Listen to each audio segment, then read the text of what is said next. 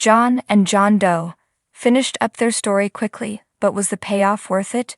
And while Victor's burial was not quite what we had hoped for, it was nevertheless full of passion and led straight into difficulty for Sarah and some big Vivian-shaped fallout. Enough already. First and foremost, that was the quickest and easiest Who's John's Daddy reveal ever, which is saying a lot given how many there have been. Second, perhaps you should get a DNA test, fellas. I have a lot of questions about Dick Van Dyke's tale, but in the end I'm going to let it all go because, as John remarked on Friday's program, he's gone through so many changes with his family over the years, each one worse than the last, but this one is finally good. Furthermore, they didn't even modify John's backstory for this, only his front story. He's still the person he thought he was, it's only that Yoling wasn't the person he claimed to be. So there you have it. It was also lovely to witness father and son embrace. That's something John's never had, and Dick Van Dyke added a lot of warmth to it. Hopefully he taped enough for us to see them develop a relationship before he exits the show. Perhaps this is what brings Paul back? Is your memory faulty? Has the show simply forgotten that Brady and Theresa have been getting along for quite some time? Have I made a mistake? Brady suddenly has a lot more disdain for her than I remember. And Jen Lilly alluded to it when she uploaded some behind-the-scenes images and stated that she and Eric Martsolf were perplexed by the "remember, they don't like each other" instructions they were given.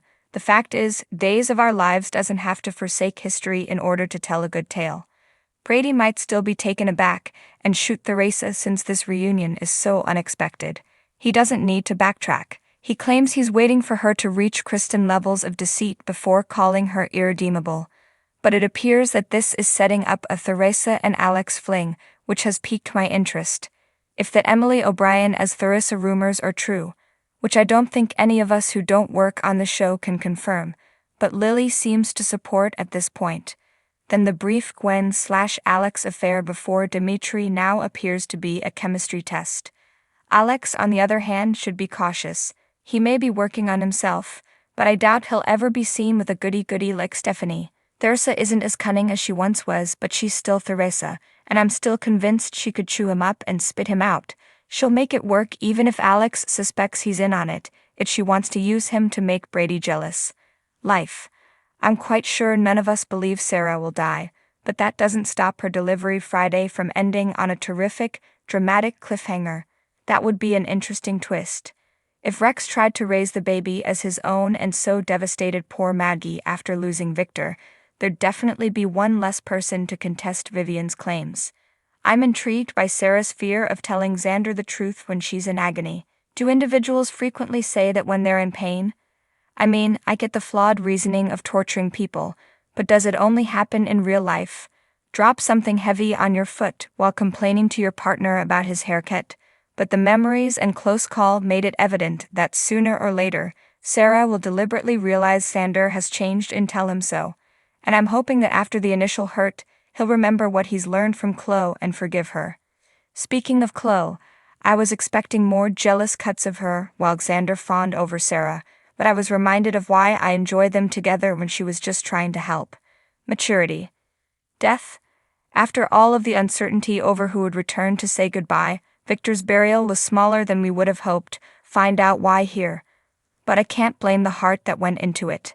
Sunny and Brady's tears, Justin's voice breaking as he talked, Philip's comment about carrying the distinction and responsibility of being Victor's child, Maggie's longing for her husband's voice, his touch, it was all terrible. I'm also an empathetic crier, so I lost it as Justin's voice began to break as he talked, and it was even more powerful because we knew so much of it was true. The performers were bidding farewell to both John Aniston and Victor.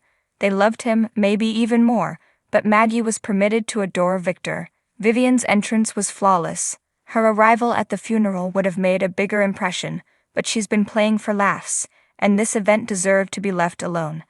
As for her revelation, it was called. Thanks for watching this video.